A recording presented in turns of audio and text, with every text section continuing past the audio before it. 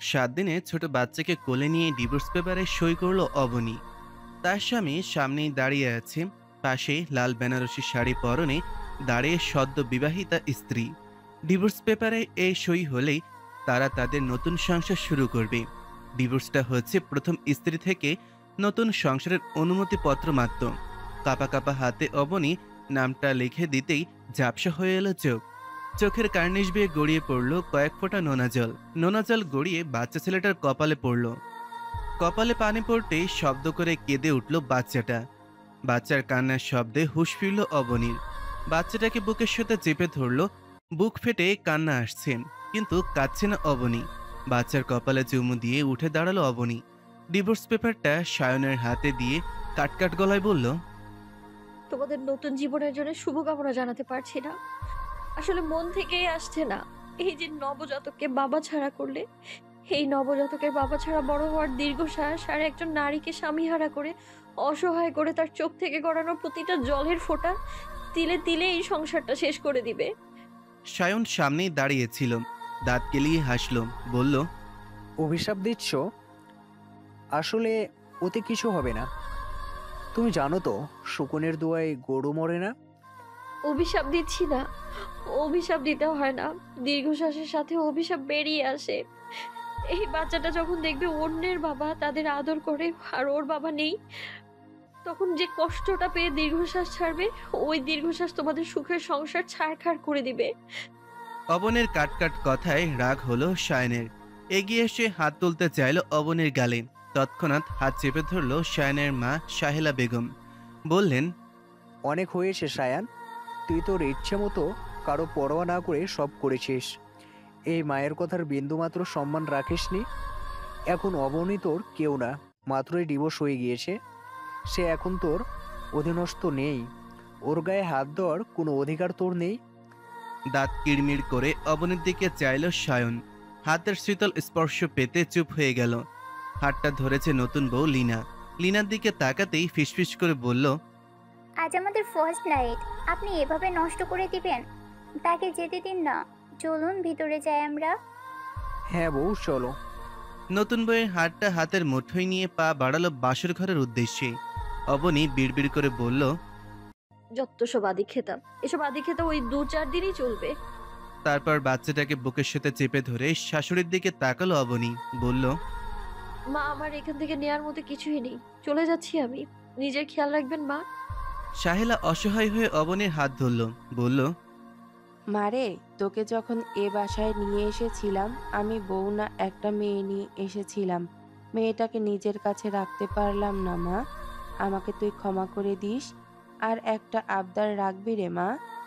শাশুড়ির কথা শুনে আবারও চোখ ভিজে উঠল অবনীর, বলল, আপনি আমার মা, আপনাকে আমি সব সময় সম্মান করি। আপনি যা বলবেন তাই শুনবো মা। আজ অনেক রাত হয়ে গেছে, তুই আজ রাতটা আমার সাথে থেকে যা, কাল উঠে চলে যাস। নাতিটা অনেক ছোট, এই রাত বিরাতে এমন বাচ্চা নিয়ে বের হতে হয় না। দমে গেল অবনী। মায়ের কথা ফেলবে না বলেছি, তারপরও বলল, মা, থাকাটা কি খুব জরুরি? সাহেলা বলল, মনে কর এক অসহায় মায়ের অনুরোধ এটা। এত রাত হয়ে গেছে, কি না কি হয় রাস্তায় বলা তো যায় না, তার থেকে বরং সকালে চলে যাস। সাহেলার কথায় সম্মতি দিল অবনী, কিন্তু মনটা কেমন ছটফট করছে। শত খারাপ হোক, লোকটাকে তো সে মন্দের স্বামী হিসেবে মানত, তারই বুকে আজ অন্য কাউকে মানতে ভীষণ কষ্ট হচ্ছে। তাও এই বাড়িতে চোখের সামনে এসব সহ্য করতে হবে ভেবে মুখে আধার নামলো। সারাদিন তাড়াহুড়ায় এত ঝামেলায় পেটে দানা পানি পড়েনি। কিছু না খেলে বাবুকেও ফিডিং করাতে পারবে না, তাই সাহেলা তাড়াতাড়ি করে কিচেনে চলে গেল খাবার গরম করতে। অবনী বাবুকে নিয়ে শাশুড়ির রুমের দিকে চলে গেল। ভীষণ ক্লান্ত, পা চলছে না আর যেন। চারিদিকে অন্ধকার দেখছে। বাচ্চাটা ঘুমিয়েছিল, এক লম্বা শাওয়ার নেওয়া দরকার। পাশের ওয়ার্ডরোব খুলল অবনী। সেখানে অনেকগুলো শাড়ি রয়েছে, সবগুলো সাহেলার শাড়ি। এর মধ্যে প্রায় সব শাড়ি সাদার মধ্যে। শায়নের বাবার মৃত্যুর পর সাহেলাকে জোর করেও কোনোদিন রঙিন পোশাক পরাতে পারেনি কেউ। অবনী একবার শপিংয়ে গিয়ে একটা সি গ্রিন কালারের টাঙ্গাইল শাড়ি এনেছিল। কালারটা দেখে ভীষণ চোখে লেগেছিল অবনীর। সাহেলার গায়ের রং মোটামুটি ফর্সা ধরায় যায়, এই কালার মানাবে খুব। কিন্তু যখন বাসায় এসে শাড়িটা হাতে দেয় সাহেলা বলেছিল, মারে তুই শাড়ি এনেছিস, আমি খুব খুশি হয়েছি, কিন্তু আমার জীবনের সব রং সেই লোকটার সাথে চলে গেছে। আমার জীবনে আর কোনো রঙিন পোশাক পরার স্বাদ হয় না। কাকে দেখাবো এই রং? যে দেখতো সেই তো নেই। সাদাই আমার পছন্দের রং এখন। অবনী সেই দিন কথাগুলো শুনে খুব খারাপ লেগেছিল। বিধবা হলে সাদা শাড়ি পরতে হবে এমন কোনো কথা নেই, কিন্তু সাহেলা তাও পরে না। আজ অবনীর ভীষণভাবে মন চাচ্ছে সাদা শাড়ি পরতে। সাহেলার একটা সাদা শাড়ি বের করে নিল অবনী, সাথে সাদা ব্লাউজ নিয়ে তাড়াহুড়া করে ওয়াশরুমে ঢুকে গেল। সাহেলা যখন রুমে আসলো তখন অবনী রুমে নেই। হাতে ভাতের প্লেট নিয়ে এসেছিল, সেটা খাটের পাশে রেখে বসতেই অপেক্ষা করতে লাগলো সাহেলা। মিনিট 20 পরে ওয়াশরুম থেকে দরজা খোলার আওয়াজে সেই দিকে ঘুরে তাকালো সাহেলা। তৎক্ষণাৎ খাট থেকে নেমে দাঁড়ালো। দরজার সামনেই দাঁড়িয়ে আছে অবনী। চোখ মুখ বেশ স্নিগ্ধ লাগছে, কিন্তু পরনের সাদা শাড়ি দেখে বুক ধুক করে উঠল সাহেলার। আঁচল মুখে চেপে হু হু করে কেঁদে ফেললেন। আঁচলের কোণ ভেজে উঠল চোখের জলে। বড় বড় পা ফেলে শাশুড়ির সামনে এসে দাঁড়ালো অবনী। পাশ থেকে কাঁধ জড়িয়ে ধরল শাশুড়ির, বলল, আপনি কাঁদছেন কেন মা? তুই এটা কি করেছিস অবনী? তুই সাদা শাড়ি কেন পরলি? তোর স্বামী তো মরে যায়নি, তাই না? তাহলে এ শাড়ি তুই কেন পরলি? এই অলক্ষণে শাড়ি এখনই খোল তুই। সরে দাঁড়ালো অবনী, বলল, মা, আপনি কিন্তু একদিন আমার আনা শাড়ি পরেননি। বলেছিলেন বাবা নাকি আপনার জীবনের রং নিয়ে গেছে। আমার জীবনের সব রঙিন স্বপ্ন, সব আশা তো আপনার ছেলেকে ঘিরেই ছিল মা। সে সব রঙিন স্বপ্নগুলোকে ভেঙে চুরে ধূলিসাৎ করে দিল। সেও তো আমার সব রং কেড়ে নিয়েছে। তো আমি কি এখন এটা পড়তে পারি না মা? সাহেলা কিছু বলতে পারল না। কথার খেই হারিয়েছে সাহেলা। কি বলবে কি করবে মাথার লাজ করা বন্ধ করে দিয়েছে। চোখের সামনে এইভাবে সবকিছু শেষ হয়ে যেতে দেখে বুকের ভেতর যে ভীষণ কষ্ট হচ্ছে, এটা কাকে দেখাবে। খাটের কোণে বসে আঁচলে মুখ গুজে কাঁদতে লাগলেন তিনি। কিন্তু অবনী তখন নিজেকে শক্ত করে রাখল, প্রতিজ্ঞা করল ফেলবে না চোখের জল। সাহেলাকে উদ্দেশ্য করে বলল, মা, আমার না আপনার হাতে ভাত খেতে ভীষণ ইচ্ছে হচ্ছে। কয়েক লোকমা ভাত খাইয়ে দিবেন মা? অবনের কথায় যেন কান্নারা উগলে আসতে চাইছে, তবুও নিজেকে সামলে নিয়ে উঠে দাঁড়ালো সাহেলা। হাত ধুয়ে এসে ভাতের প্লেট নিয়ে বসল। ভাত মাখিয়ে মুখে তুলে দিতে লাগলো মেয়েটার। মেয়েটা বেশ তৃপ্তি করে খাচ্ছে। সারাদিন পর কয়টা ভাত বেশ তৃপ্তি করে খাচ্ছে যেন। সাহেলার নজর গেল শুয়ে থাকা ছোট্ট বেবিটার দিকে, তারপর আবার তাকালো অবনের দিকে। বুকটা হু হু করে উঠল, ফাঁকা ফাঁকা লাগছে। মনে হচ্ছে এই বুঝি শেষবারের মতন মেয়েটা তার হাতে খাচ্ছে। তার একটা মেয়ে বুঝি হারিয়ে যাচ্ছে। গাল বেয়ে নোনা জল পড়তে লাগলো সাহেলার। মনে মনে হাসলো অবনী, নিজের কপালের দোষ দিল। কেননা এরকম একজন মায়ের মতন শাশুড়ি পেয়েও তার আদর বেশি দিন কপালে সইল না। এরকম শাশুড়ি পেতে নিশ্চয়ই ভাগ্য লাগে। ব্যালকনিতে বসে সিগারেট ফুঁকছে সায়ন। পেছন থেকে কাঁধে হাত রাখলো লীনা। আস্তে করে লিনার হাতটা কাঁধ থেকে নামিয়ে দিল। লিনা রেগে বলল, কি শুরু করলে শায়ান? এটা আমাদের বাসর রাত। আমি তো আমার বাসর রাতকে এভাবে নষ্ট করতে পারি না। লেনা প্লিজ, আর শুরু করো না। কত আর জ্বালাবা? তুমি আমাকে বলো তো, তোমার জন্য আমি আমার স্ত্রীকে ডিভোর্স দিয়েছি, আমার ছোট্ট বাচ্চাটাকে বাবা সারা করেছি, আর কত শাস্তি দিবা বলো? আর পারছি না লীনা। এর চেয়ে ভালো তুমি আমাকে মেরে ফেলো। কথাটা বলেই হুহু করে কেঁদে ফেলল সায়ন। লিনা বাঁকা হেসে বলল, কাহিনী তো কেবল শুরু বেবি।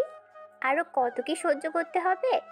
কেবল তোর সংসার ভেঙেছি, অপেক্ষা করো তুমি। বিয়ের পর প্রথম রাতটা স্বামীর জন্য অনেক স্পেশাল হয়ে থাকে, কিন্তু নতুন বিয়ে হওয়ার পরও কোনো স্বাভাবিক সম্পর্ক গড়ে ওঠেনি সায়ন লিনার মধ্যে। সায়ন যখন ব্যালকনিতে বসে সিগারেট ফুঁকছিল, সেই মুহূর্তে রুমে আসে লিনা। দরজাটা ভেতর থেকে লক করে দেয়।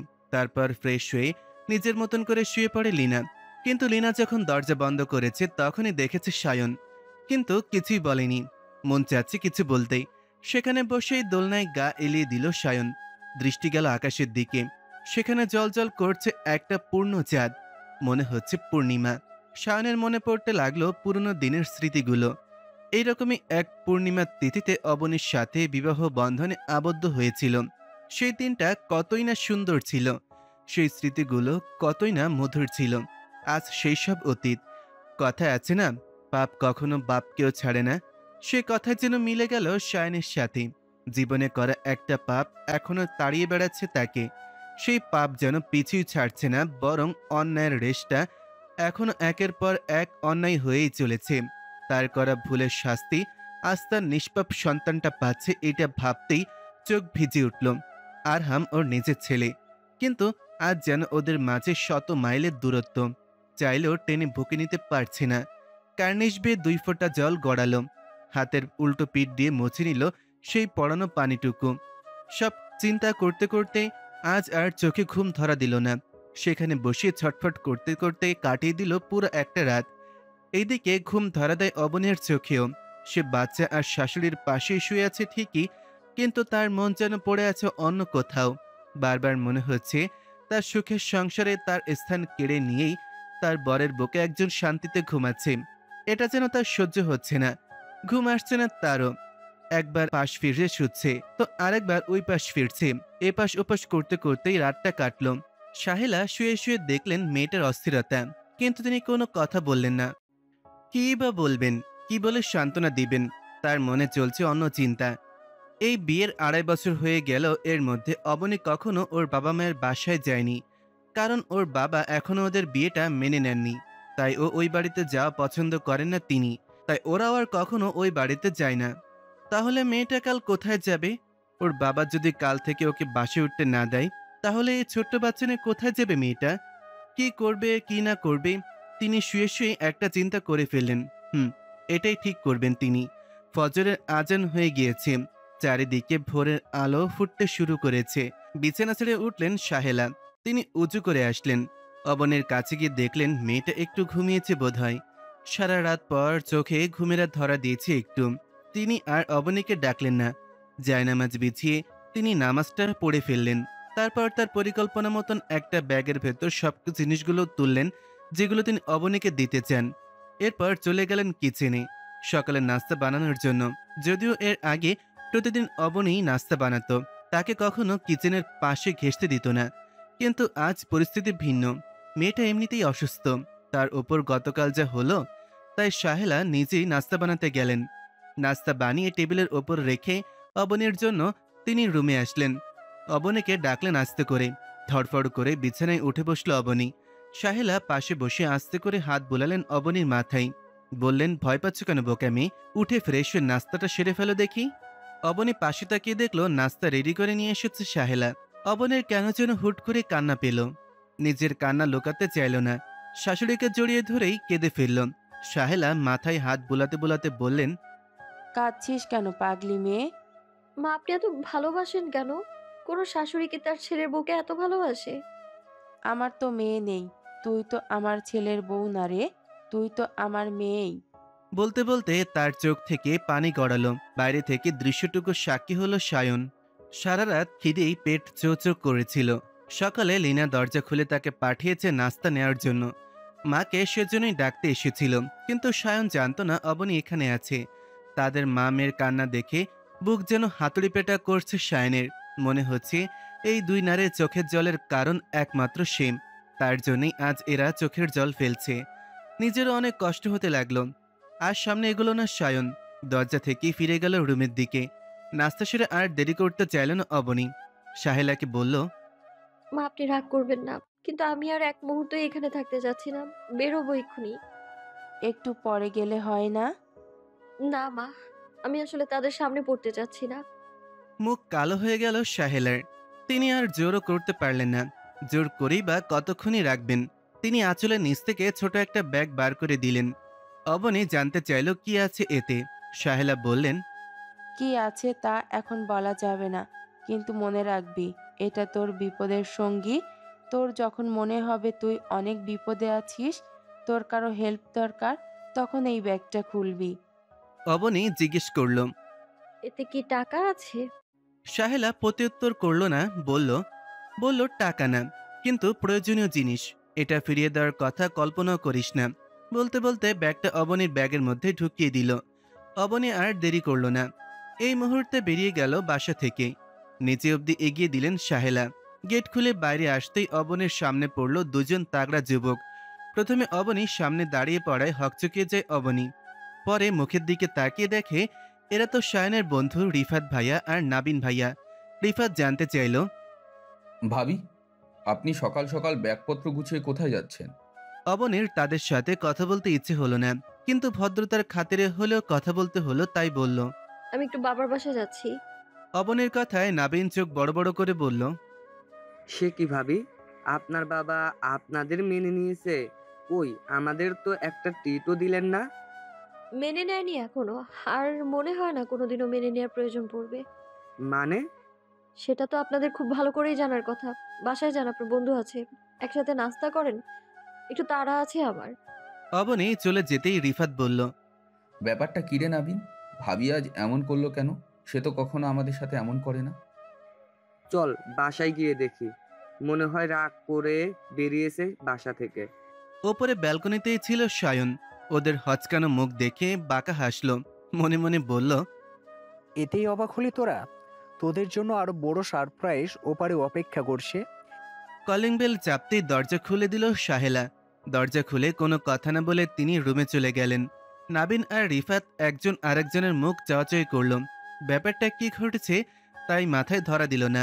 ভেতর থেকে শায়ন ডাক দিল, রিফাত, নাবিন, ভিতরে আয়, ডাইনিং আয়, একসাথে নাস্তা করে। শায়নের ডাকেই ভেতরে চলে যায় ওরা। মূলত শায়নই সকালে টেক্সট করেছিল ওদের, বলেছিল তাড়াতাড়ি বাসায় আসিস, একসাথে নাস্তা করব। ওরা যখন ডাইনিংয়ে গেল তখন পুরো চমকে গেল, কেননা সেখানে লিনা বসে নাস্তা খাচ্ছিল। তাদের দেখেও না দেখার মতন করে খাবার চিবুতেছিল আর পা দোলাচ্ছিল, যেন ভাবলেশীন ভাবে খেয়ে যাচ্ছে সেই। রিফাত অবাকের চরম সীমা কাটিয়ে প্রশ্ন করল, লিনা, তুমি এখানে কিভাবে সম্ভব? তুমি দেশে কবে এসেছো?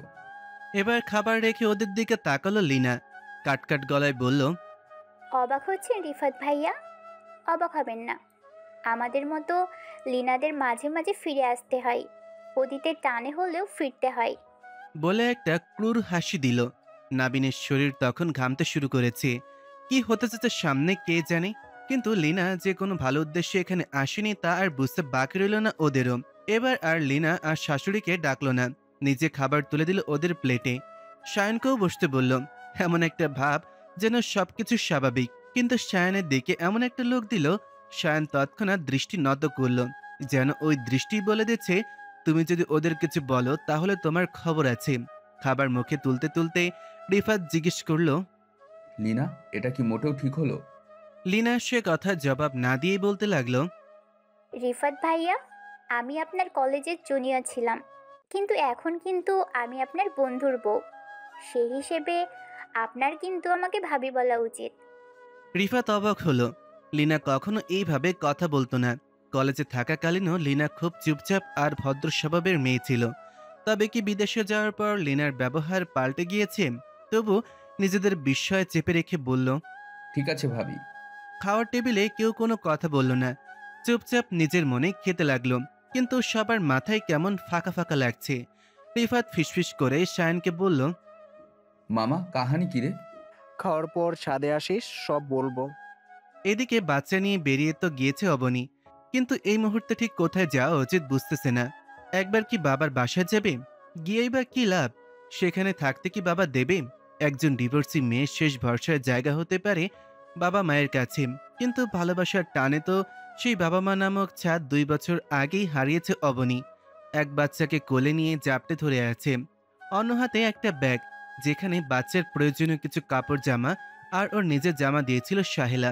অবনী নিতে চাইছিল না, কিন্তু সাহেলা বলেছিল, এই সময়টা তোমার জন্য অনেক কঠিন মা, কই যাবা, কই থাকবা, তখন যদি আবার এসব কেনাকাটা করা লাগে তোমার জন্য বাড়তি খরচ লাগবে। তুমি এগুলো নিয়ে যাও, এইগুলো এই বাসায় রেখেই বা কি লাভ? এক প্রকার জোর করেই দিয়ে দিয়েছিল। বাচ্চা এক হাতে আরেক হাতে ব্যাগ নিয়ে আস্তে আস্তে রাস্তার পাশ ধরে হেঁটে যাচ্ছিল অবনী। পা যেন অসাড় হয়ে আসছে, আর সামনে এগোতে চাইছে না। কাছে একটা খালি রিক্সা দেখতে পেয়ে ডাক দিল। রিক্সাওয়ালা আসতেই বাচ্চাটাকে নিয়ে উঠে বসলো। রিক্সাওয়ালা জানতে চাইল কোথায় যাবেন। চিন্তাভাবনা ছাড়া আনমনে জবাব দিল অবনী। দিয়ে দিল বাবার বাসার ঠিকানা। রিক্সা চলতে শুরু করেছে। অবনীর বুকও ধুকপুক বেড়েই চলেছে। কি হতে চলেছে কে জানে। বাবা যদি বাসায় থাকে তবে কি রিয়াক্ট করবে? অবনীর বাবা ভীষণ জেদি মানুষ। সে যে এত সহজে সবটা মানবে না তা খুব ভালো করে জানে অবনী। তবু আগে সেখানে যাবে ও। সায়নদের বাসা থেকে এ বাসা বেশি দূরে না, কয়েক মিনিটের রাস্তা। যদিও রাস্তায় জ্যামের কারণে বেশ কয়েক মিনিটের রাস্তা যেতেই ঘন্টা পেরুলো। রাস্তার জ্যামে বিরক্ত লাগলেও মনে মনে এইটুকু আশা করেছিল অবনী যে বাবা বাসা থেকে চলে গেলে তারপর না হয় যাবে। মা তাকে ফেরাতে পারবে না, শত হোক মায়ের মন। সে তো সন্তানের জন্য সবসময় পড়ে, যত অন্যায় হোক। আবার তারাই তো ভালোবেসে বুকে আগলে নেয়। বাড়ির সামনে রিক্সা থামালে রিক্সা ভাড়া মিটিয়ে গেটের সামনে গেল অবনী। তখনই গেট খুলে দিল দারোয়ান। গাড়ি নিয়ে বেরোচ্ছে আরমান শেখ। বাবাকে দেখে চোখের কোণে জল টইটুম্বুর হলো। মন চাইলো একবার ছুটে গিয়ে বাবার বুকে মুখ লুকিয়ে কাঁদতে, কিন্তু তা আর হলো না। বাবার গাড়ি বেরোতে দেখে গেট থেকে একটু সরে দাঁড়ালো অবনী। চোখের পলকে বেরিয়ে গেল গাড়ি। অবনী কিয়ৎক্ষণ অপলকভাবে তাকিয়ে রইল। সময় কখন কোথায় দাঁড় করায় মানুষকে বলা মুশকিল। কিছু সময় পর বাসার সামনে গেল অবনী। গেটের সামনে বসা ছিল দারোয়ান চাচা। অবনী তাকে দেখে সালাম দিল। সালামের জবাব দিল দারোয়ান চাচা। অবনীকে দেখে কেঁদে ফেলল, বলল, আপনি আসছেন আম্মাজান? কতদিন পরে বাসায় আসলেন? একা আসলেন কেন? জামাই বাবাজি আসে নাই? কথা বলল না অবনী। মানুষ বুঝে হোক আর না বুঝে হোক, বারবার সেই কথাগুলোই কেন বারবার আমাদের সামনে মনে করিয়ে দেয় যে এই কথাগুলো আমরা ভুলতে চাই, খুব করে ভুলতে চাই। অবনী বলল, পরে কথা হবে চাচা, মায়ের কাছ থেকে আসি আগে। দরজার সামনে দাঁড়িয়ে আছে অবনী। কলিং বেল চাপতে যায় একবার তো আরেকবার পিছিয়ে আসে, এক পা এগোয় তো আরেক পা পেছুই। এরকম করতে করতে চাপি দিয়ে ফেললে ছুঁইছে। সেকেন্ড কয়েক বাদেই দরজা খুলল শিউলি বেগম। সে কিছু সময়ের জন্য নির্বাক হয়ে দাঁড়িয়ে রইল। সে এই মুহূর্তে অবনীকে এখানে আশা করেনি।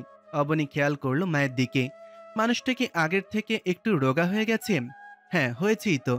চোখের নিচে কেমন কালি জমে গেছে, মুখটাও কেমন শুকনা লাগছে।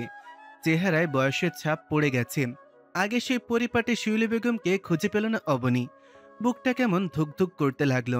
এই 2 বছরে কি হাল হয়েছে? তার মা তো এমন ছিল না। তবে কি হলো? খুব করে মা বলে ডাক দিতে চাচ্ছে, কিন্তু কান্নারা দলা পাকিয়ে আসছে গলার কাছে। অনেক কষ্টে গলা থেকে মা বলে ডাক দিল অবনী। চোখ বন্ধ করে ফেলল শিউলি বেগম, কিন্তু কোনো জবাব দিল না। অবনী নিচু কণ্ঠে জিজ্ঞেস করল, তোমার চেহারার এই কি হাল হয়েছে মা? খবরদার মা বলে ডাকবি না। আমাদের কোনো মেয়ে নেই, একটা মাত্র মেয়ে ছিল আমাদের। সে যখন বাবা মাকে ত্যাগ করে চলে যেতে পারে, তার মায়ের কি এর চেয়ে বেশি ভালো থাকার কথা? মায়ের কথায় তীব্র অভিমান স্পষ্ট, কিন্তু কি বলা উচিত এই মুহূর্তে তার জন্য খুঁজে পেল না অবনী। অবশেষে বলল, মা, বাচ্চাটা অনেকক্ষণ কোলে নিয়ে আছি, অনেক কষ্ট হচ্ছে, একটু ধরবে ওকে প্লিজ? মেয়ের অসহায় কণ্ঠে ভেতর থেকে নাড়িয়ে দিল শিউলি বেগমকে। তিনি ভালো করে তাকালেন মেয়ের দিকে। সদ্য মা হয়েছে মেয়েটা, তার ছোট্ট মেয়েটাও আজ মা হয়েছে। কিন্তু এমন সময় এত কষ্ট করে এখানে কেন আসলো? আসলেই মেয়েটার কোনো কষ্ট হয়েছে অনেক। ইস, তার কাছে থাকলে হয়তো সব সে করতো। তার মেয়েটা হয়তো কোনো কষ্ট করতো না। কত কিছু ভাবতে ভাবতে কান্না চলে এলো শিউলি বেগমের। তিনি হাত বাড়িয়ে কোলে নিলেন আরহামকে। আরহাম তখন জেগেই ছিল, কেমন ড্যাব ড্যাব করে তাকিয়ে আছে তার দিকে। তিনি নাতিকে বুকের সাথে জড়িয়ে ধরলেন, কপালে চুমু খেলেন, চোখ থেকে অশ্রু গড়ালো। তিনি অবনীকে কিছু না বলে আরহামকে ভেতরে নিয়ে চলে গেলেন। শুকনো মুখে একটু হাসলো অবনী। তারপর ব্যাগটা নিয়ে ঘরের ভেতরে ঢুকে দরজাটা বন্ধ করে দিলেন। শিউলি বেগম ড্রয়িং রুমে বসেছে ততক্ষণে আরহামকে নিয়ে। অবনীও গিয়ে বসলো পাশে। শিউলি কাটকাট গলায় জিজ্ঞেস করলো, তোমার সংসার কেমন চলছে অবনী? ভাষা হারালো অবনী। কি বলবে সে? এখন হুট করে কিভাবে ডিভোর্সের কথাটা বলবে? তাই কথাটা চেপে রেখে বলল, ভালো। অবনী এই কথাটা কেন বলল অবনী নিজেও বুঝল না। আসলে প্রতিটা মেয়ে নিজের পছন্দে বিয়ে করার পর সবসময় এইটাই চায় যেন তার ভালোবাসার মানুষটা পরিবর্তন না হয়ে যাক, যেন পরিবারের মানুষের কাছে মাথা উঁচু করে বলতে পারে, দেখো, ভুল কাউকে ভালোবাসিনি আমি।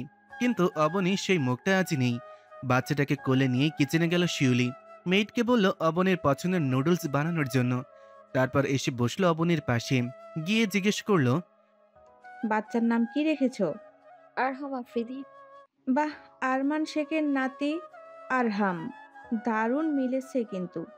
বলে খানিকটা হাসলো শিউলি। তারপর টুকটাক কথা চলল, কিন্তু অবনী বেশ বুঝতে পারলো শিউলি বেগমের অভিমানে একটুও কমেনি। সে মন থেকে কথা বলছে না, ফর্মালিটি রক্ষা করছে। অবনের চিন্তাটা একটু পরেই বাস্তব হলো।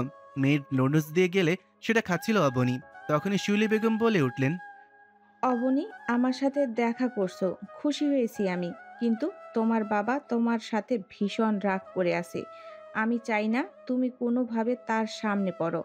দিনে যতক্ষণ ইচ্ছে এখানে থেকো, কিন্তু রাতে আগে চলে যাবে আশা করি। খাওয়া থেমে গেল অবনীর। এই মুহূর্তে নিজেকে সবচেয়ে বেশি অসহায় লাগছে। কিভাবে মাকে ডিভোর্সের কথা বলবে অবনী?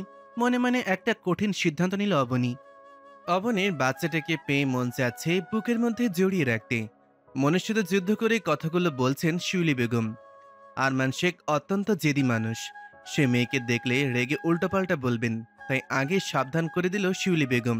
অবনী নুডলস মুখে দিতে দিতে বলল, মা, আমি একটু তোহার বাসায় যাব বলে এসেছি। তোহা বারবার ফোন করে যেতে বলছে। তোমাদের কথা খুব মনে পড়ছিল, তাই একটু আসলাম। এখনই চলে যাব। কোনো কথা বলল না শিউলি বেগম। বাচ্চাটাকে কোলে নিয়ে তিনি তার রুমের দিকে চলে গেলেন। দরজা বন্ধ করে দিলেন। খাওয়া বন্ধ করে সেদিকে তাকিয়ে রইল অবনী। এদিকে দরজা বন্ধ করে চোখের জল ছেড়ে দিলেন শিউলি। বাচ্চাটার কপালে গালে অনবরত চুমু খেতে লাগলেন। কত শত ছোট একটা বাচ্চা, কি নিষ্পাপ মুখ। তার মন চাইছে বাচ্চাটার তার কাছ থেকে যাক না। তিনি রেখে দিতে পারতেন, তাহলে বোধহয় খুব ভালো হতো। খেতে খেতে শায়ানকে উদ্দেশ্য করে বলল লিনা। খাওয়া শেষ হলে একটু রুমে এসো তো, কথা আছে। খাওয়া অফ হয়ে গেল শায়ানের। রিফাতরাও খাবার মুখে তুলছে না। লিনা খাবার শেষ করে রুমে চলে গেল। শায়ান আর খেতে পারল না, খাবার রেখে উঠল। রিফাতের দিকে তাকিয়ে বলল, তোরা খাওয়া শেষ করে ছাদে যা, আমি আসতেছি। দুজনই হ্যাঁ সূচক মাথা নাড়ে। শায়ান চলে যায় রুমে। শায়ান রুমে ঢুকতেই লিনা বলে ওঠে, ছাদে গিয়ে কি বন্ধুদের কাছে হেল্প চাওয়ার প্ল্যান করছো? কি কি বলছো? তুমি কি ভেবেছো আমি কানে কম শুনি? এসব ভাবার কোনো কারণ নেই, আমি কানে স্পষ্ট শুনি। তুমি আমাকে একা কেন শাস্তি দিচ্ছ? ওরাও তো সমান অপরাধী। তবে তুমি কেন আমার একার জীবনটা নষ্ট করতে চাচ্ছ? আমার কাছে তোমার বিরুদ্ধে প্রমাণ আছে, তাই তোমাকে শাস্তি দিব। কিন্তু তুমি বাঁচতে চাইলে তুমি নিজ হাতেই ওদের শাস্তি দিবে। আমি এসব পারবো না লিনা, তোমার যা মন চাই করো। আমার বোনটার তো কোনো দোষ ছিল না সায়ান, ও তো তোমাদের ক্লাসমেট ছিল, তাই না? তোমরা কিভাবে পারলে এরকম একটা জঘন্য কাজ করতে? তোমাদের জন্য আজ আমার মা বেঁচে থেকেও নেই। মাথা নিচু করলো শায়ান। নিজের করা ভুলগুলো চোখের সামনে জলজল করছে।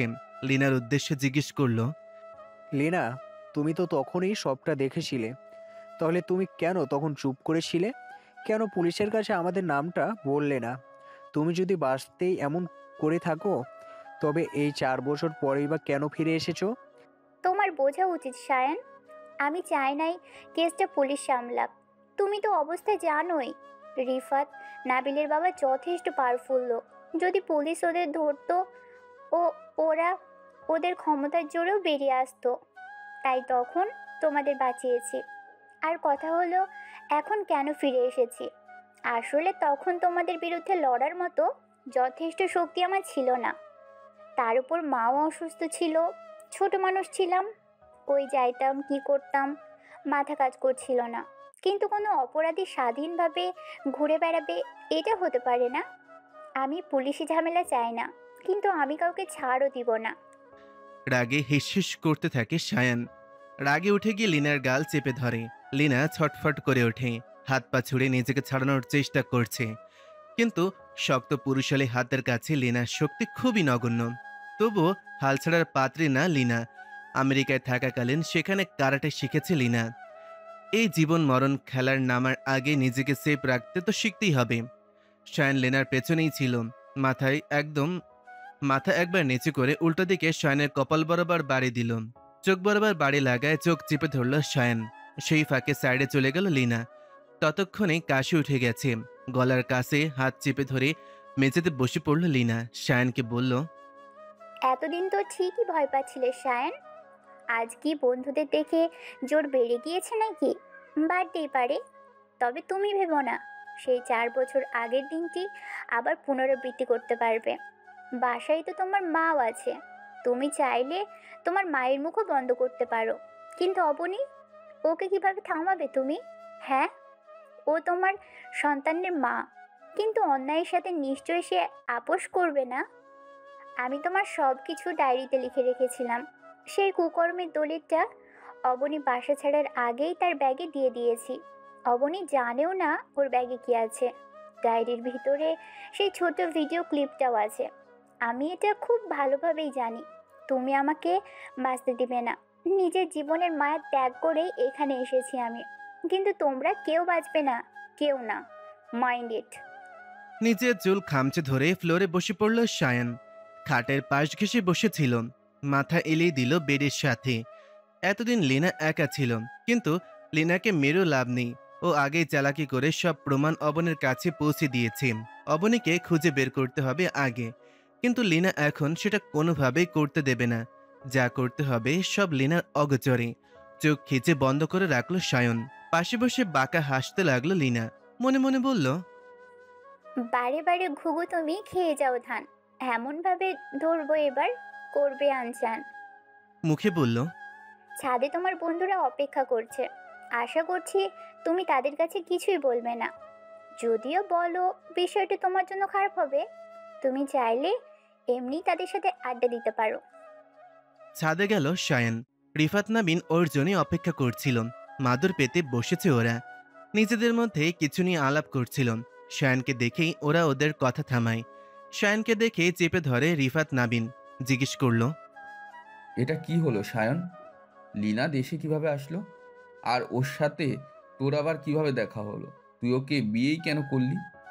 সেই যে লিনা হারিয়ে গিয়েছিল ওর মাকে নিয়ে, আর কোনো খোঁজই পাইলি ওদের? তাহলে হুট করে কোথা থেকে আসলো? কিছুই তো বুঝছি না। সায়ন লিনার কথা মতোই সত্যিটা চেপে গেল। কারণ এখন সত্যি বলতে গিয়ে নিজের বিপদ কোনোভাবেই ডেকে আনতে চাইছে না, তাই বানিয়ে মিথ্যাই বলল। লিনা দেশে এসেছে 5 মাস আগে। ও আমেরিকায় ছিল এতদিন। ওর মামা ওদের নিয়েছিল সেখানে। দেশে এসে আমার সাথে যোগাযোগ করে তোদের জানাতে না করেছিল। এই 5 মাসে কি থেকে কি হয়ে গেল বুঝতেছি না। ওর সাথে প্রেমের সম্পর্ক গড়ে ওঠে। একটা সময় ও ফোর্স করতে থাকে বিয়ের জন্য। রিলেশন চলাকালীন সময়ে ওর সাথে অন্তরঙ্গ হয়ে যাওয়ার পিক ভিডিও সেভ করে রাখছে ও। তা দিয়ে ব্ল্যাকমেল করছিল। বাধ্য হয়ে বিয়ে করতে হচ্ছে। কপাল চাপড়াতে লাগলো রিফাত। বলল, মামা তুই এটা কি করলি? এসব অন্যায় করার আগে তোর কি একবারও অবনীর কথা মনে হয়নি? তুই কি ভুলে গেছিস অবনী তোকে ঝড়ঝাপটার পরেও বিয়ে করতে পেরেছিল? তুই কেমনে অবনীকে রেখে অন্য মেয়ের সাথে? ছি ছি, আর ভাবতে পারছি না। জানিস তো অবনী তখন প্রেগনেন্ট ছিল 5 মাস এর। তাও এর সাথে দূরত্ব বেড়ে গিয়েছিল। তখন লেনার সাথে আবার দেখা। লেনা ইঙ্গিত করেছিল প্রেমের জন্য। আমি নিজেকে আটকাতে পারিনি। নাবিন ফোড়ন কেটে বলল, সিহ সায়ান, এসবও শুনতে হলো? ভালোবাসলে না, বিয়ে করেছিলে তোরা, তারপরেও এরকম হয় সংসারে? I can't believe, really. Nabin, তোর ক্যারেক্টার সার্টিফিকেট অন্তত আমার কাছ থেকে নিস না নাবিন। আমি নিশ্চয়ই খুব ভালো করে জানি তোরা কতটা সাধু মানুষ। আমাকে সেই সব পুরনো কথা তুলতে বাধ্য করিস না। এখন আমি ভুল করে ফেলেছি। এখন হাই হাই করে কোনো লাভ নেই। ক্যারেক্টার নিয়ে কথা বলায় চুপসে গেল নাবিন। চুপ হয়ে গেল রিফাতও। নীরবতা কাটাতে সায়নী বলল, অবনী কোথায় গিয়েছে জানি না, কিন্তু ও অনেক গুরুত্বপূর্ণ একটা জিনিস নিয়ে গিয়েছে। কোথায় আর যাবে? নিশ্চয়ই ওর বাসায় গেছে। কিন্তু আমি কিভাবে ওর সাথে দেখা করব? লিনা কোনোভাবেই ওর সাথে দেখা করতে দিবে না। এই নীলা কি বাসা থেকে বের হয় না? কাল নাকি ওর মাকে দেখতে যাবে শুনেছিলাম। তাহলে ও যখন যাবে তুই ওর বাসায় গিয়ে না হয় একবার দেখা করবি। দেখি। এইসব টপিক বাদ দিয়ে আরো কিছু সময় আলাপ চলো ওদের মাঝে। তারপর আড্ডা শেষে দুপুরের আগে যে যার বাসায় চলে গেল। সাহেলা বেগম অবশ্য ওদের বলেছিলেন দুপুরের খাবার এখানে খেতে, কিন্তু অনেকদিন পর হোস্টেল থেকে বাসায় এসেছে। অনেকদিন দুপুরে মায়ের সাথে বসে খাওয়া হয় না, তাই তার সাথে খাবে বলে চলে যায় দুইজনই। দুপুরের খাবারটা অবনী মায়ের সাথে খেলো। একটু রেস্টও করল। শরীর যেন একদম ছেড়ে দিয়েছে। এক পা ফেলতে ইচ্ছে করছে না, কিন্তু তার তো এখানে থেমে থাকলে হবে না। অনেক দূর যে পথ চলা বাকি। বাচ্চাটাকে তখনও কোলের মধ্যে নিয়ে ঘুমিয়েছে শিউলি। কি সুন্দর দেখাচ্ছে দুজনকে একসাথে। মুখের কোণেই হাসি ফুটে উঠল অবনীর। মন চাইল এরকম দৃশ্য যদি প্রতিনিয়ত দেখা যেত তবে কতই না ভালো লাগতো। কিছু সময় পর তোহাকে ফোন করে অবনী। তোহা অবনীর সব থেকে কাছের বন্ধু। অবনী প্রেগনেন্ট হওয়ার সেকেন্ড সেমিস্টারে পরীক্ষা দেওয়া হয়নি। সাহেলা দিতে দেয়নি, মূলত বলেছে 1 বছর ড্রপ দিয়ে পড়লে তেমন কোনো ক্ষতি হয়ে যাবে না। কিন্তু তোহা তো সেমিস্টার ফাইনাল দিয়েছে, এখনো বিয়ে করেনি। সে 2টা বড় আপুর সাথে রুম শেয়ার করে থাকে। এই বড় বিপদের সময় তোহার কথাই মাথায় আসলো। ফোন বাজার কয়েক সেকেন্ডের মধ্যেই রিসিভ করলো তোহা। উত্তেজিত কণ্ঠে জিজ্ঞেস করলো, এই আমার বাবুটা কেমন আছে রে বনি? আরে আমি কেমন আছি সেটা আগে জিজ্ঞেস কর। দূর, তুই তো ভালোই থাকবি। সায়ন ব্রো আছে না তোর টেক কেয়ার করার জন্য। বাবু কেমন আছে সেটা বল। চুপ হয়ে গেল অবনী। আসলে কয়েকটা দিন কথা না হয় কেমন যেন সব ঘোলাটে হয়ে গেছে। এই যে এত কাছের বন্ধু, যার সাথে একদিন কথা না বললে ভালো লাগতো না, আর জীবনে এত বড় একটা দুর্ঘটনা ঘটে গেল, অথচ তোহা সেটা টের পেয়েও গেল না। অজান্তে একটা দীর্ঘশ্বাস বেরিয়ে এলো, যেটা অনুভব করলো তোহা। ব্যস্ত কণ্ঠে জিজ্ঞেস করলো, বনি কি হয়েছে রে? Any problem? হুম, কি হয়েছে খুলে বল তো। একটা রাত থাকার ব্যবস্থা করে দেয়া যায় দোস্ত? কিছু সময় চুপ রইল তোহা। বাসায় যে ঝামেলা হয়েছে বুঝতে বাকি রইল না তোহার। ভেবে বলল, একটা বড় আপু আজ গ্রামের বাড়িতে গিয়েছে, তার বেডটা ফাঁকা আছে, তুই চাইলে থাকতে পারবি, কিন্তু কি হয়েছে বলতো? আসলে সব বলবো, তুই একটু নিচে এসে রিসিভ করিস তো। বাবু কোলে নিয়ে সিঁড়ি দিয়ে উঠতে পারবো না। আরে চিন্তা করিস না, আমি আছি তো। মুচকি হাসলো অবনী। আসলেই বিপদের সময় আমি আছি তো, এতটুকু কথা বলার মতন একটা বন্ধু থাকলেও যেন কিছুটা মনে সাহস পাওয়া যায়। হয়তো তোহাও পরিস্থিতিটা জানে না, কিন্তু ভরসা তো দিচ্ছে তবুও। শিউলি বেগম নাতিকে নিয়ে গভীর ঘুমে। শিউলি বেগমের ঘুম হচ্ছে কঠিন ঘুম আর কি, মানে একেবারে যদি ঘুমাতে পারে তাহলে পাশে ঘূর্ণিঝড় বয়ে গেলেও টের পাবে না। সেই সুযোগটাই নিল অবনী। আস্তে করে কোলে তুলে নিল আরহামকে। মাথার ওড়নাটা ভালোভাবে পেঁচিয়ে এক হাতে ব্যাগ নিয়ে বেরিয়ে পড়ল চুপিসারে। পেছনে রেখে গেল ঘুমন্ত মাকে। তার মা যতই ওপরে ওপরে রাগ দেখাক, ভেতরে সে নাতিকে পেয়ে ভীষণ খুশি, তা অবনী জানে। কিন্তু মা বাবাকে তো আর কষ্টের ভাগে করতে চাইছে না। তাই অবনী মনে মনে ভীষণ কষ্ট পাচ্ছিল যে আরও কষ্ট তার মাকে দিতে চাচ্ছে এই ভেবে। কিন্তু অবনী জানতেও পারল না অজান্তে সে একটা ভালো কাজও করে ফেলেছে। কেননা সায়ন কালই এই বাড়িতে আসবে সেই সব প্রমাণ নিতে, যেগুলো অবনের অগোচরে ব্যাগের মধ্যে রাখা হয়েছে। রাতে বাড়িতে ফিরেছেন আরমান শেখ। অনেকটা প্রফুল্ল মনেই ফিরে এসেছিলেন। অনেক দিনের আটকে থাকা ডিলটা ফাইনাল হলো অবশেষে। কয়েক লাখ টাকার প্রজেক্ট এটা। সেই খুশির খবরটা স্ত্রীকে দেওয়ার জন্য মুখিয়ে আছেন, কিন্তু গেটের সামনে আসতেই অবাক হলেন। দরজা একদম হাঁ করে খোলা। এরকম সচরাচর থাকে না। বিস্মিত নয়নে ভেতরে প্রবেশ করলেন আরমান শেখ। ড্রয়িং রুমে বসে আছেন শিউলি বেগম। হাতে ব্যাগটা টি টেবিলের ওপর রেখে এগিয়ে গেলেন স্ত্রীর দিকে। ততক্ষণে একবারের জন্য তার মুখের দিকে তাকায়নি শিউলি বেগম। তিনি ব্যস্ত পেয়ে গিয়ে বসলেন স্ত্রীর পাশে। টের পেলেন গুনগুন করে কাঁদছে শিউলি। হঠাৎ করে কান্নার কারণ খুঁজে পেলেন না আরমান শেখ। তার সাথে কোনো কথা কাটাকাটি হয়নি, তবে এই সময় কান্নার কারণ কি? এরকম গুনগুন করে শিউলি বেগম তখনই কাঁদে যখন অবনী বাসা ছেড়েছিল।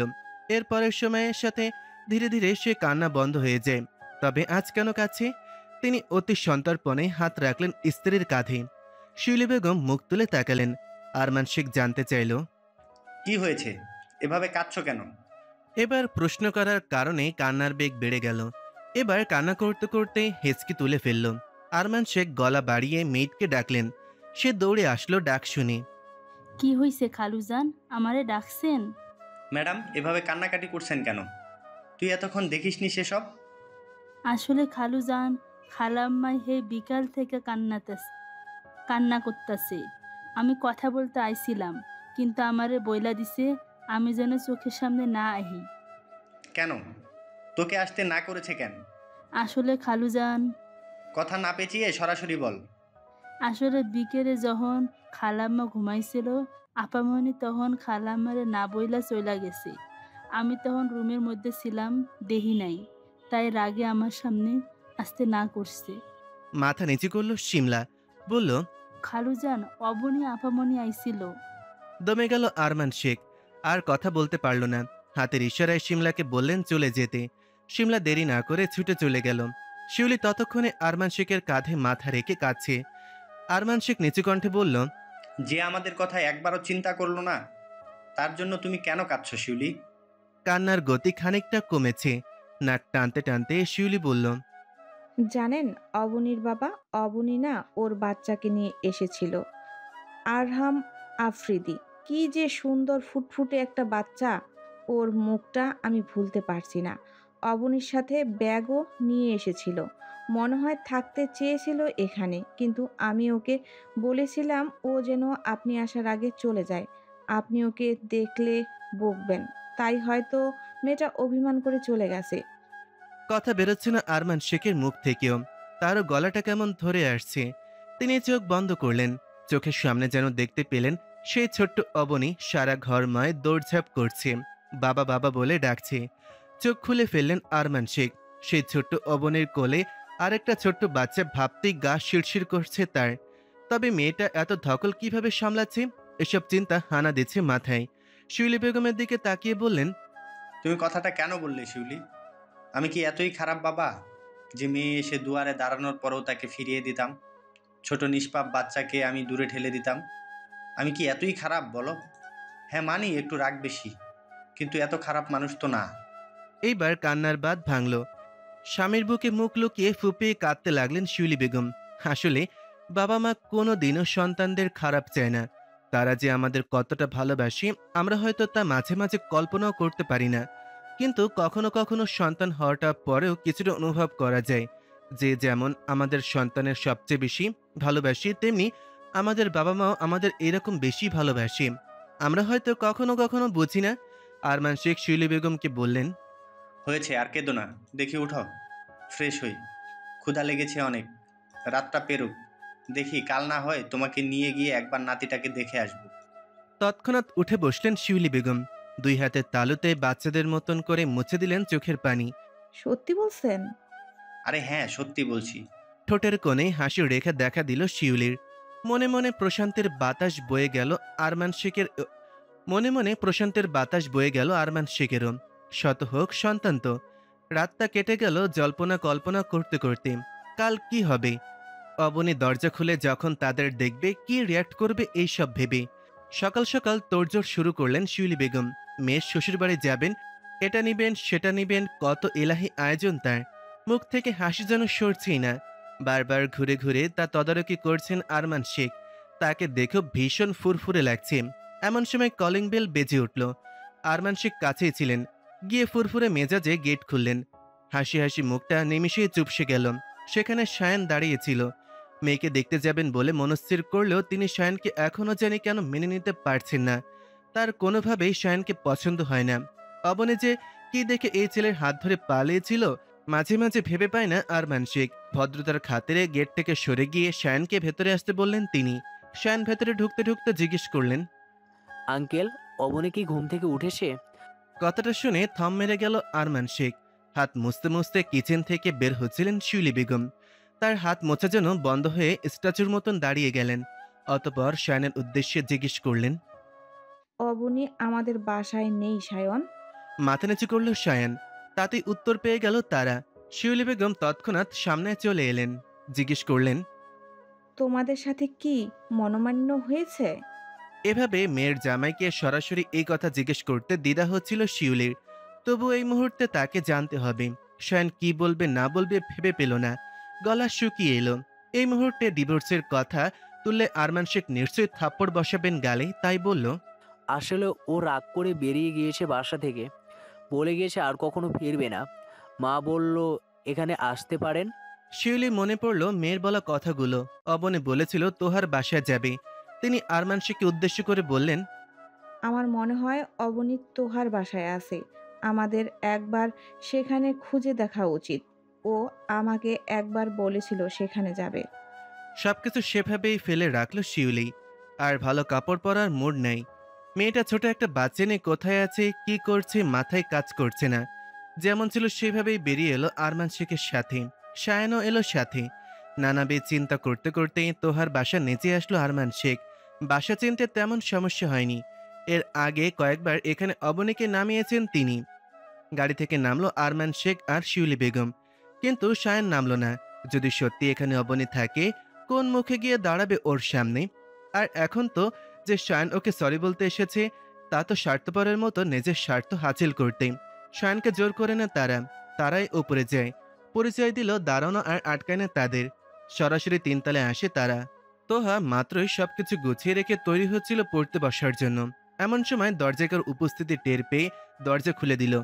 সামনে আরমান শেখকে দেখে ভড়কালো তোহা। অবনীত থেকে যতটুকু শুনেছে তাতেই ভয় লাগে তোহার আরমান শেখকে।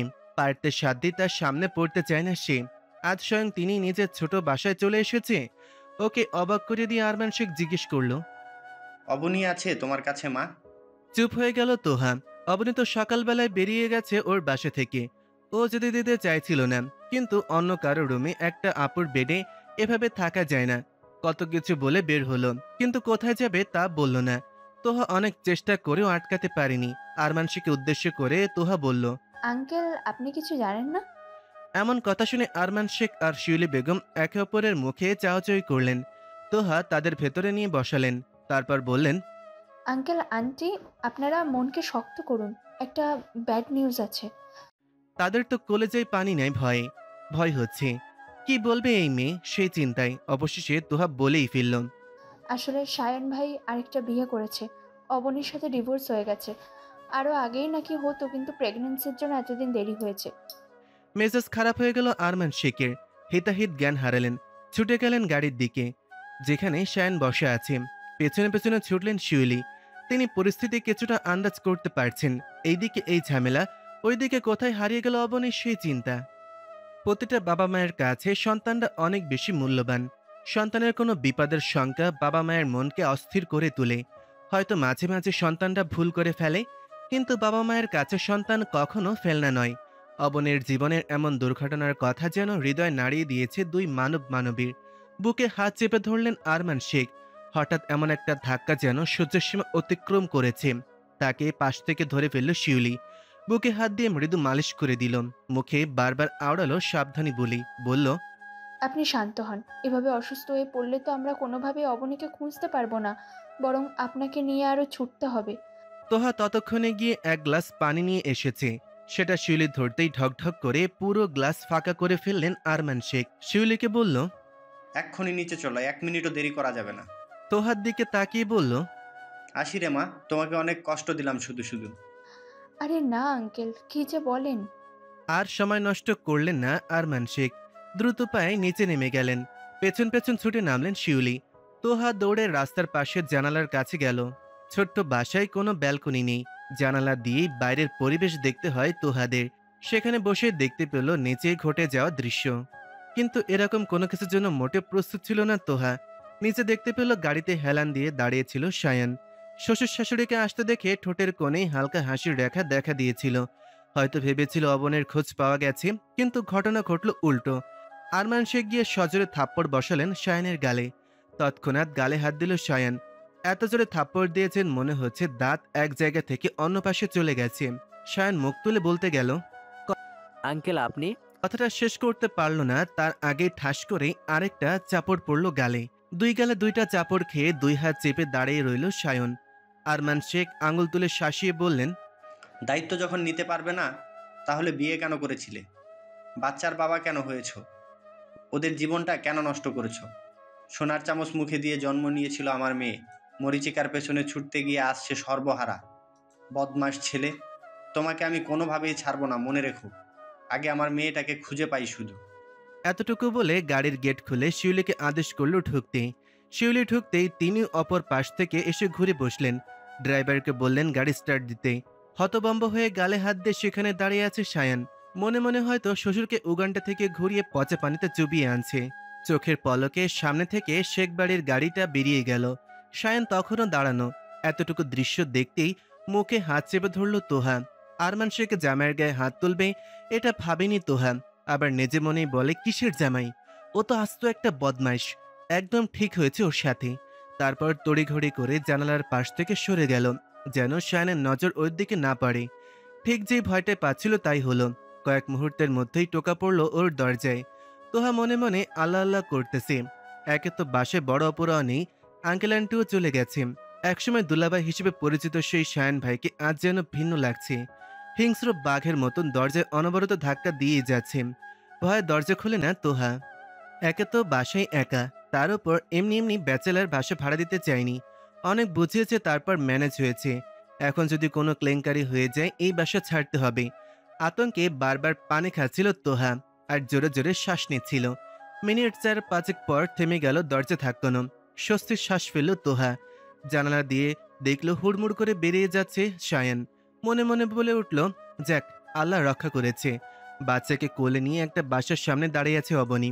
পাশে 15-16 বছরের একটা মেয়ে দাঁড়িয়ে আছে, পরনে স্কুল ইউনিফর্ম। স্কুল থেকে বাসায় ফিরছিল অবনী।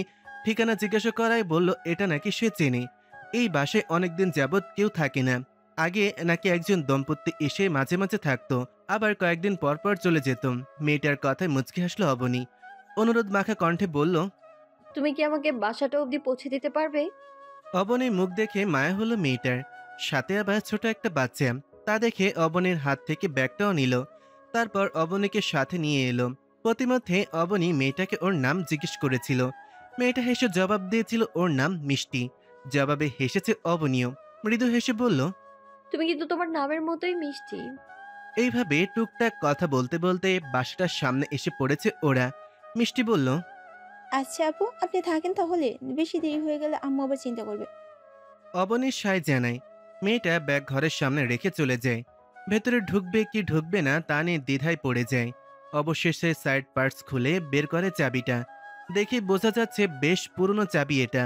এক হাত দিয়ে কষ্ট করে তালাটার মধ্যে চাবিটা প্রবেশ করালো। মোচড় দিতেই খুলে গেল তালা। ধাক্কা দিয়ে দরজা খুলল। চোখ বন্ধ করে শ্বাস নিল অবনী। এই ঘরে ঢুকতে ঢুকতে যে মনে হচ্ছে জীবনের নতুন এক ধাপে পা দিতে যাচ্ছে। এখানে সম্পূর্ণ একা সে।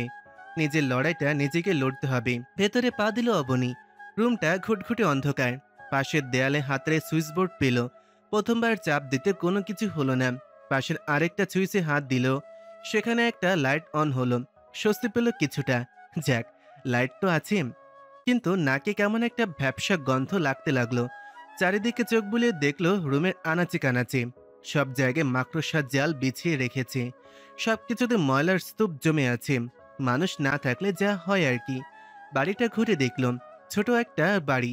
2টা বেডরুম, ডাইনিং, কিচেন, ওয়াশরুম, আর কিছুই নেই। কিন্তু প্রতিটা রুমে রয়েছে শৌখিন কিছু আসবাবপত্র। অবনী একটা রুমে তার শ্বশুর আর শাশুড়ির যৌবনকালের একটা ছবি দেখতে পেল, বড় করে বাঁধানো। খাটের পাশে দেয়ালে ঝোলানো বড় একটা ছবিখানা। এই রুমটা বেশ পছন্দ হলো, কিন্তু বেডশিটের ধুলে জমে একাকার। অবনী এক হাত টেনে নিচে ফেলল বেডশিটটা। ব্যাগের মধ্যে বাবুর জন্য আনা তোয়ালে ছিল, সেটা বিছিয়ে আরহামকে শোয়ালো সেইখানে। কিন্তু বিপত্তি বাঁধল তখন। ফ্যান ছাড়তে গিয়ে দেখলো ফ্যান চলে না। অতুষ্ট গরমে বাচ্চাটার অবস্থা নাজেহাল। তার মধ্যে ফ্যানটাও নষ্ট হয়ে পড়ে আছে। মনে মনে বেশ বিরক্ত হলো অবনী। হাত মুখে পানি দেওয়া দরকার। আরহামকে রেখে পা বাড়ালো ওয়াশরুমে, কিন্তু সেখানেও কোনো পানি নেই। মনে মনে বেশ বিরক্ত অবনী। এরকম সমস্যা তো জীবনও মোকাবেলা করতে হয়নি। আজ যেন একদম হাঁপিয়ে উঠেছে। হঠাৎ মনে হলো বাসায় আসার সময় একটা টিউবওয়েল দেখতে পেয়েছিল। তড়িঘড়ি করে সেইখানে যায়। জায়গাটা সিক্ত। আশেপাশের লোকজন হয়তো সেখান থেকে পানি নিয়ে ব্যবহার করে। চাপ দিতেই উঠল পানি।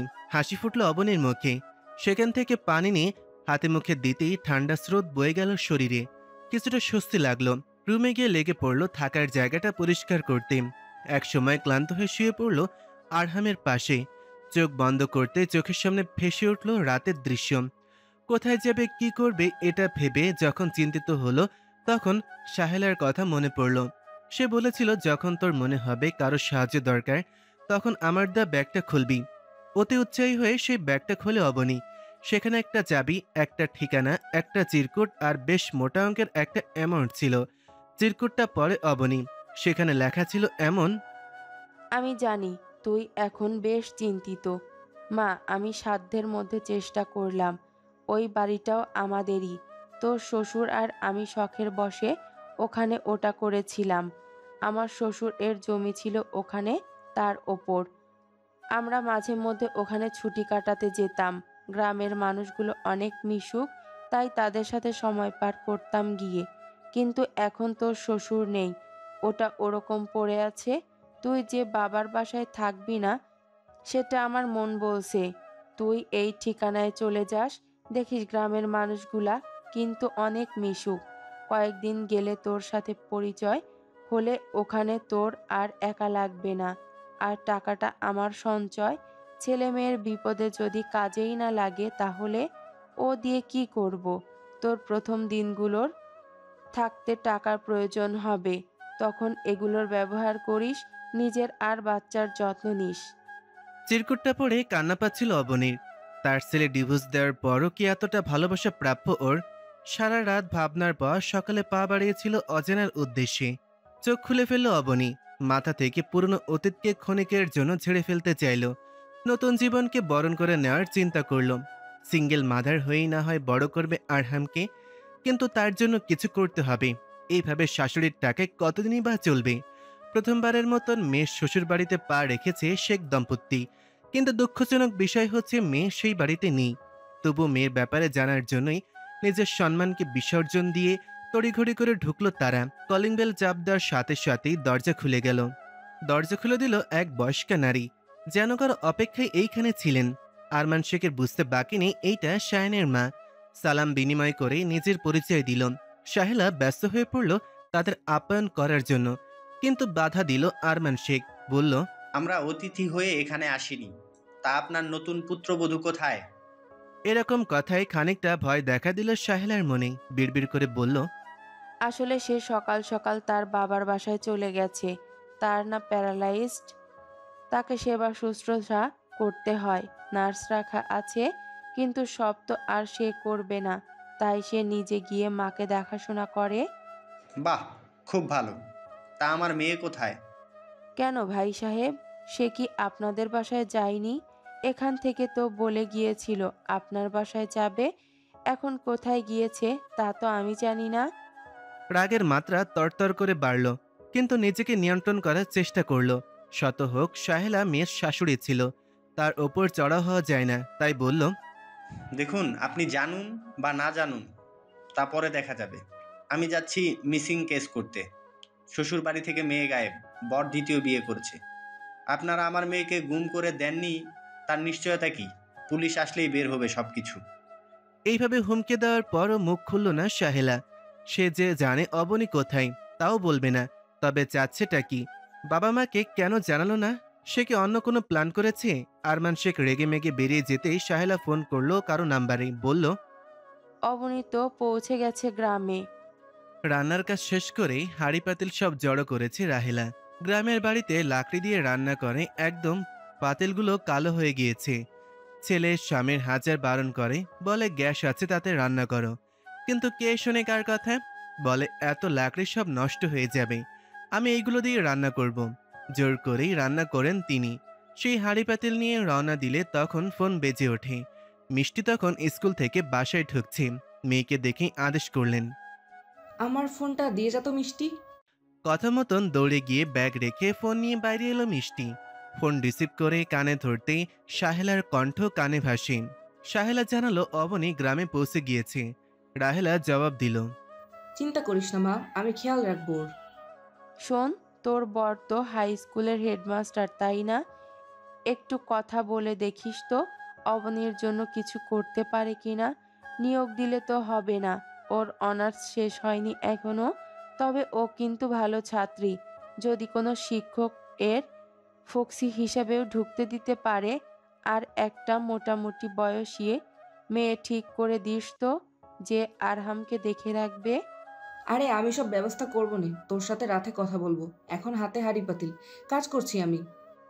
আচ্ছা রাখ তাহলে, রাতে ফোন দিব। ফোন রাখতে ওই পাশে স্বস্তির নিঃশ্বাস ফেলল শাহেলা। রাহেলা তার স্কুল জীবনের বান্ধবী ছিল, অনেক ভালো সম্পর্ক ওদের, এখনো যোগাযোগ আছে। শাহেলা যখন ঠিক করে অবনীকে গ্রামে পাঠাবে, তখন রাহেলার সাথে যোগাযোগ করে। রাহেলার কেন যেন নাতিটার জন্য পরাণ ছটফট করে।